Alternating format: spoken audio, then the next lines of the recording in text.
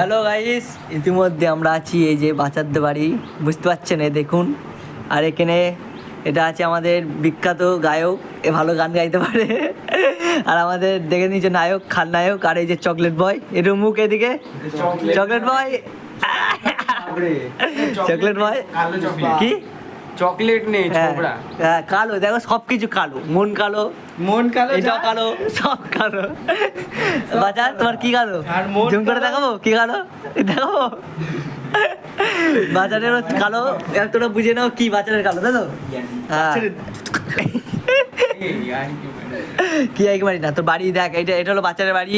এখানে যে আসবা 600 টাকা ভাড়া, এই যে খাট সবকিছু ভাড়া 600 টাকা। এই যে কলা গাছের খাট, কলা গাছের খাটটা কি?